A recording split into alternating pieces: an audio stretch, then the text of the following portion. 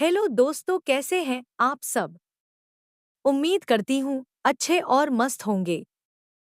प्यारे दोस्तों, आज की कहानी है शरीफ जेठानी की दो खड़ूस देवरानियां। एक समय की बात है, एक गांव में शरीफ, सरल और समझदार जेठानी सविता अपने पति और ससुराल के बाकी सदस्यों के साथ रहती थी। सविता अपने परिवार की जिम्मेदारियों को बड़े ही प्यार और समर्पण के साथ निभाती थी। उसका व्यवहार हमेशा से शालीन और सुलझा हुआ था और गांव भर में उसकी इज्जत थी। उसकी दो देवरानियां, कविता और राधा, भी उसी घर में रहती थी, लेकिन दोनों का स्वभाव बिल्कुल अलग था। वे बेशर्म, आलसी और महत्वाकांक्षी थी, जिन्हें अपनी जेठानी सविता से जलन थी। कविता और राधा शुरू से ही अपने जीवन में मौजमस्ती चाहती थी। वे अपने कामों में ध्यान नहीं देती और सविता से जलती रहती थी, क्योंकि परिवार के लोग सविता की तारीफ किया करते थे। जहां सविता सुबह सुबह उठकर पूरे घर के कामकाज में जुट जाती, वहीं कविता और राधा को देर से उठने की आदत थी। वे सविता को नीचा दिखाने की कोशिश करती और बात बात पर उसे उलाहने देती। कविता कहती, जेठानी जी, आप तो बस घर में ही घुसी रहती हैं। इस तरह आप क्या कमाई कर लेंगी। राधा ताना मारती, देखो, हमें भी कुछ सीखना चाहिए। इतनी मेहनत करके क्या मिल रहा है।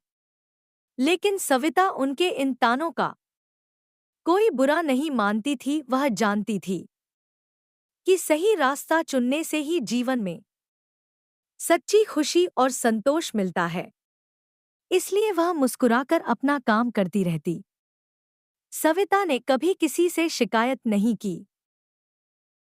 वह मानती थी कि परिवार की सेवा और अपने कर्तव्यों का पालन करने में ही सच्चा सुख है। एक दिन जब देवरानियां अपने कमरे में बैठकर आराम कर रही थी, सविता किचन में खाना बना रही थी। वह सोच रही थी कि कैसे वह अपने परिवार को एकजुट रख सके और कैसे कविता और राधा को सही राह पर ला सके।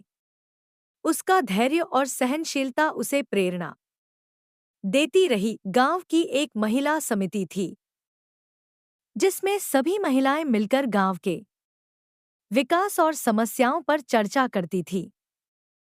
सविता हमेशा इस समिति में जाती थी, लेकिन कविता और राधा कभी वहां नहीं जाती थी। उन्हें लगता था कि यह सब व्यर्थ है और इससे कुछ हासिल नहीं होगा। एक दिन समिति की बैठक में एक महत्वपूर्ण निर्णय लिया गया कि गांव में महिलाओं के लिए सिलाई कढ़ाई का काम शुरू किया जाए। सविता ने इस पहल का समर्थन किया और इसे सफल बनाने के लिए अपना समय और ऊर्जा समर्पित कर दी।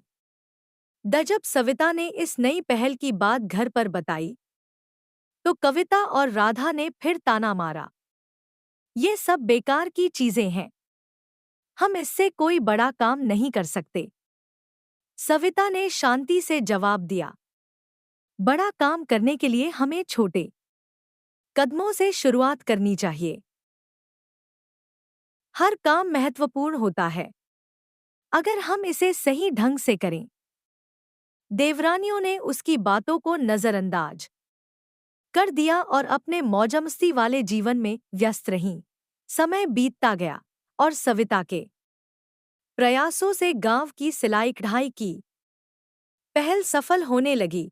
गांव की महिलाएं इससे अच्छी आमदनी करने लगी और सविता की तारीफ चारों ओर होने लगी। अब गांव में लोग सविता का नाम सम्मान से लेने लगे। इस बीच कविता और राधा को भी धीरे धीरे यह एहसास होने लगा कि वे कुछ गलत कर रही हैं।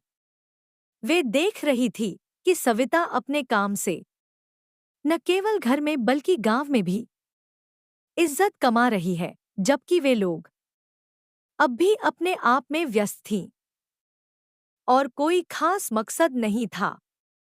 उनके जीवन में एक दिन कविता और राधा के सामने एक ऐसी स्थिति आई जब उन्हें भी इस सिलाई कढ़ाई के काम में मदद की जरूरत पड़ी। उनकी कुछ सहेलियों ने उनसे कहा, तुम्हारी जेठानी ने कितना अच्छा काम किया है, अब हम सब आत्मनिर्भर हो रहे हैं, तुम दोनों क्यों नहीं इससे जुड़ती? यह सुनकर कविता और राधा के अंदर एक सवाल उठा, क्या वे सच में अपनी जीवन शैली से खुश हैं? क्या वे सविता की तरह एक सशक्त महिला नहीं बन सकती? दोनों ने मिलकर फैसला किया कि अब समय आ गया है कि वे भी कुछ नया करें और अपने जीवन में बदलाव लाएं। कविता और राधा ने अपनी सोच को बदला और सविता के पास जाकर उससे माफी मांगी। उन्होंने कहा, जेठानी जी, हमें अब समझ में आया कि आपने जो भी किया वह परिवार और गांव के लिए कितना महत्वपूर्ण था। हमसे बहुत गलतियां हुईं। हमें भी कुछ सीखना चाहिए और आपके साथ मिलकर काम करना चाहिए। सविता ने मुस्कुराकर उन्हें गले लगा लिया और कहा, गलतियां हम सब करते हैं, लेकिन उन्हें सुधारने का समय हमेशा रहता है। अब अगर तुम दोनों मेरे साथ काम करोगी तो हम मिलकर और भी बेहतर कर सकते हैं। इसके बाद कविता और राधा ने भी सविता के साथ मिलकर सिलाई कढ़ाई के काम में हाथ बंटाना शुरू कर दिया। उन्होंने अपनी पुरानी आदतें छोड़ दी और परिवार की जिम्मेदारियों में भी भागीदारी निभाने लगी। अब घर का माहौल पहले से कहीं अधिक सकारात्मक और सहयोगपूर्ण हो गया था। गांव में भी लोग इस बदलाव की चर्चा करने लगे। सविता की मेहनत और समर्पण ने न केवल उसकी देवरानियों को बदल दिया, बल्कि गांव की अन्य महिलाओं को भी प्रेरित किया कि वे भी अपने जीवन में सही रास्ता चुनें और अपने परिवार और समाज की भलाई के लिए काम करें।